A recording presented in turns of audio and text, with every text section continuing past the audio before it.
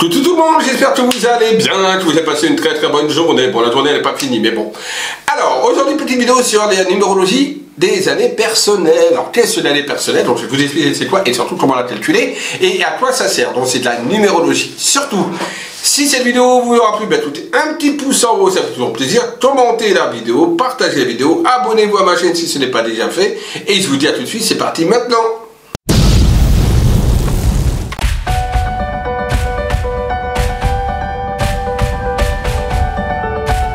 Alors, l'année personnelle, ça sert à quoi? C'est en fait une année, en numérologie, on a 9 années, d'accord? Donc l'année 1, l'année 2, l'année 3, l'année 4, etc. jusqu'à 9 années qui nous permettent d'avoir une énergie bien particulière. Et on la ressent, cette énergie. Cette énergie-là va nous amener dans des directions, dans des directives, avec des envies ou des déceptions, etc. Donc on va déjà apprendre, c'est très vite, hein, il n'y a pas besoin d'être mathématicien parce que je suis nul en maths, mais déjà comment calculer votre année personnelle. C'est très simple. Vous allez prendre votre date de naissance, mais vous allez prendre seulement votre jour de naissance, votre mois de naissance, et vous allez prendre l'année en cours. Là, on est en 2020. Vous allez me calculer le tout. Donc, par exemple, j'invente, on va faire très simple, hein, pour toi très simple, quel est le 1er janvier, on s'en fout de l'année de naissance, on la met de côté, et on prend 2020, l'année en cours. Donc 1er janvier 2020, ça fait. Donc 1er janvier 2020, quand on fait 1 plus 1, donc le jour plus le mois de naissance, ça fait 1 et 1, ça fait 2. 2020, on calcule 2000, donc 2 plus 2, ça fait 4. Donc on est dans une année universelle, 4, d'accord? Et quand on rajoute le 2, donc janvier, et le 1er janvier, donc 1 et 1, 2, qu'on rajoute donc 4 à 2, ça fait 6. Donc, on est donc la personne qui sera née le 1er janvier, en 2020, sera dans une année universelle 6. Voilà, j'espère que c'est bien noté. Je répète, vous prenez votre jour de naissance, votre mois de naissance et l'année en cours, donc là on est en 2020. Et vous calculez votre année personnelle. C'est fait? Ok. Une fois que ça c'est fait, on a donc un chiffre qui ressort, un nombre. De 1 à 9.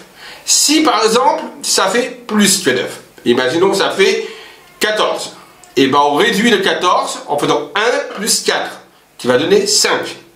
On réduit, puisque ça va être de 1 à 9.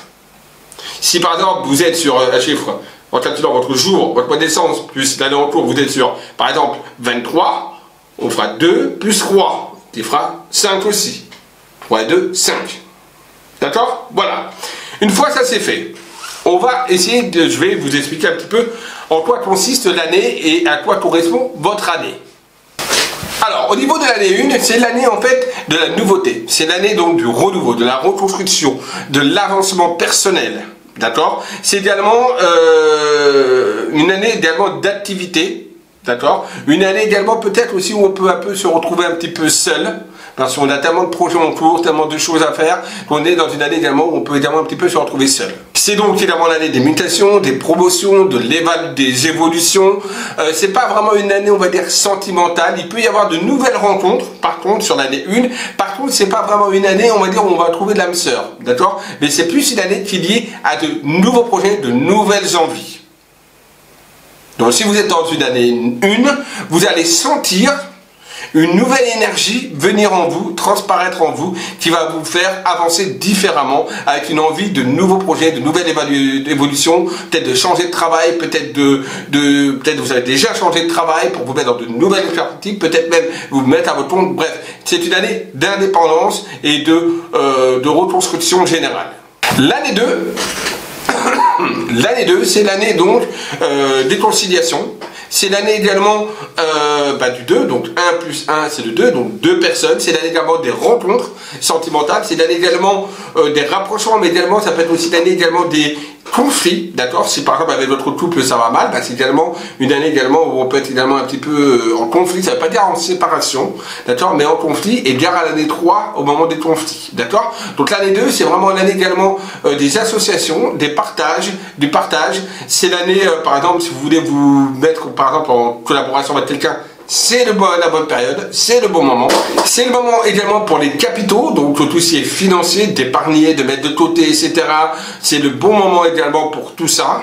C'est une année donc très émotive également, avec donc, comme je vous disais, donc des renouveaux au niveau des contacts, au niveau par exemple de contacts suivis, au niveau d'amitié, au niveau, mais c'est également l'année également où on va aussi un petit peu se séparer de certaines personnes, tout comme dans l'année 9. Bon, on reviendra au niveau de l'année 9. D'accord? Donc voilà, ça c'est l'année 2. L'année 3, c'est l'année donc, on va dire un petit peu de la réussite. C'est la Trinité, le triangle, le parfait. Le 1 plus 1, ça fait 2, plus 1, ça fait de l'enfant. Donc on est dans l'année parfaite, de la création. Donc artistique, si l'artistique c'est très bien, on a peut-être envie de créativité, de faire de nouvelles choses, peut-être aller plus théâtre, etc., cinéma, etc. Donc c'est l'année de la créativité, du partage, de la communication, de l'échange. C'est l'année également de des réussites. D'accord, c'est l'année des réussites. Par exemple, si on a fait en année 1, on commence à récolter sur l'année 3, donc c'est l'année également des réussites. C'est également une très bonne année pour tous les années de naissance également, donc pour les naissances, etc. Une année également qui est profitable d'un point de vue financier et placement. L'année 4, c'est une année d'effort, d'exigence, une année de travail. Donc là, le sentimental, on laisse de côté. C'est une année où on va se figer, où on va essayer de se structurer. Le 4 représente un carré, des fondations, d'accord? Donc on va commencer à créer vraiment son futur également. Donc on va restabiliser les choses. Mais c'est vrai que c'est une année vraiment difficile d'un point de vue professionnel, d'un point de vue financier. On va être très strict, on va être très carré. C'est une année, on va dire, qui ne sera pas très facile. Pas beaucoup de repos, pas tant de place également par rapport aux vacances, aux voyages, etc. Ce sera plus une année vraiment d'études, de formation, de formatrice également, mais de consolidation. Et également à faire attention au niveau de la santé, également au niveau de l'année 4, peut-être du tête justement au surmenage. L'année 5, c'est l'année du changement, il y a du mouvement, il y a des... Alors soit c'est positif, c'est une année bénéfique, positif et où on est tranquille, on se coule douce, soit c'est une année de changement brut, de bouleversement, de séparation, de divorce. C'est une année qui peut être tout bien ou tout mal. Donc attention à l'année 5, année de bouleversement, de changement, de transformation. Envie également peut-être de s'expatrier et de partir à l'étranger, donc de voyage lointain. Année également très liée également au déménagement, d'accord. Ouais, c'est très lié au déménagement. Les gens pourront avoir envie de déménager et de déménager souvent au moment de leur année 5. Donc c'est une année vraiment de bouleversement et où ça bouge, d'accord.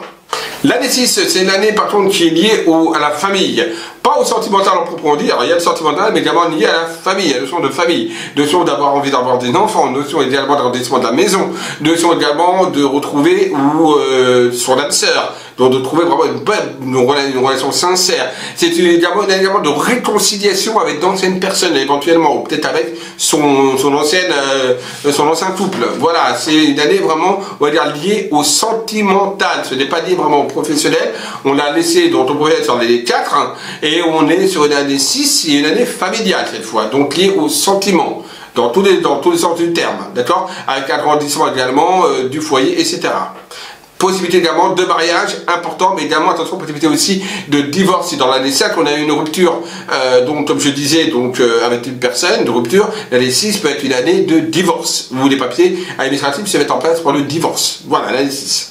L'année 7, c'est une année de relaxation, une année où on se pose, où on se calme, où on réfléchit, où on s'intériorise un petit peu, on essaye un petit peu d'évaluer nos faiblesses, nos forces et nos faiblesses. Donc c'est une année un petit peu de remise en question. C'est une année également très formatrice sur le point, par exemple, on aura envie par exemple d'étudier, de reprendre des études, on aura envie de se former, de faire des formations, d'apprendre, de se cultiver. C'est une année qui est liée également au spirituel. Décidément. Donc une année également qui est liée également au spirituel. Donc on est plus dans une introspection personnelle que dans quelque chose où on va vraiment sortir. Donc c'est une année de remise en question. L'année 8 est une année d'accomplissement total. Alors c'est une année donc riche. Par exemple, si vous deviez de l'argent à quelqu'un, eh ben, vous allez devoir quand même le rendre parce que vous risquez d'avoir une procédure ou autre derrière vous. Si on vous donne l'argent, on vous le rendra. C'est une année également très liée à l'administration, aux administratifs, aux impôts, aux paperasses, aux papiers, etc. Donc à remettre en ordre. C'est une année également, si vous avez tout fait bien dans les 7 dernières années, vous avez la récompense finale avec peut-être des gains financiers importants pour les chefs d'entreprise, etc., pour ceux qui ont fait des placements et tout. Lié également l'année 8 à l'immobilier, très bon évidemment pour acheter ou vendre un bien immobilier. C'est une année de gains potentiels. Attention toi-même, il peut y avoir une chute être vertigineuse, avec, on va dire, vraiment la ruine aussi. Donc attention, comment vous avez travaillé sur vos 7 dernières années. Tout va être, on va dire, capitalisé sur l'année 8. Et c'est une année de 8, je répète, le 8 c'est un chiffre karmique. Tout bon ou tout mauvais. Donc attention. D'accord? L'année 8, année donc d'accomplissement normalement matériel, surtout et financier, plus le sentimental. Sentimental, c'est également l'année également des divorces, si vous avez élu, on va dire, des déboires en année 5 et 6. C'est également une année également de mariage, également au mariage. Par exemple, si vous avez rencontré en année 2 et que tout se passe bien avec la personne, on peut se décider de se marier dans l'année 8. L'année 9, c'est la fin d'un cycle, donc on a fait nos 9 années, c'est la fin d'un cycle, donc là on balaye un petit peu tous ces effets négatifs, on essaie de se remettre en phase, on essaie de penser au passé pour essayer justement d'aller sur du nouveau, qui reviendra sur une nouvelle année 1, donc là on est sur une année de classement. Tout ce qui était négatif, on balaye, on met derrière les mauvaises fréquentations, les gens qui sont nuls sont inutiles, peut-être même un travail qui nous plaît plus, on décide hop, de tout laisser tomber pour pouvoir bifurquer sur une nouvelle année. Donc l'année 9, c'est une année de fin de cycle et de remise en question. Ce soit d'un point de vue sentimental, il peut y avoir des ruptures en année 9, que ce soit sur le point de vue financier. Attention de commencer surtout rien en année 9. C'est une année de clôture, donc il faut commencer en année 1. Si par exemple vous voulez sortir avec quelqu'un et que vous rencontrez ces personnes en année 9, ça m'étonnerait que ça tienne bon et que ce soit sur une relation longue. Année de clôture, fin de cycle. Voilà pour vos années personnelles, j'espère que ça vous a plu. Moi j'ai plus de voix. Excusez-moi pour l'atout, voilà. Donc j'espère que cette petite vidéo vous aura plu. Si c'est le cas, donc un petit pouce en haut, voilà tout simplement. Et n'oubliez pas de vous abonner à ma chaîne et de commenter la vidéo. Allez, je vous dis à très vite. La prochaine fois, ce sera de la numérologie sur votre chemin de vie. Ça, c'est important, c'est super sympa. Voir un petit peu votre chemin de vie. Il pense à plusieurs chemins de vie. Allez, on y va maintenant. Non, on y va pas maintenant. C'est fini plutôt. Voilà, j'ai l'impression de vouloir recommencer. Allez, je vous dis à très vite. Bisous à tous. N'oubliez pas, l'important c'est aimez-vous, aimez les autres. Bisous à tous.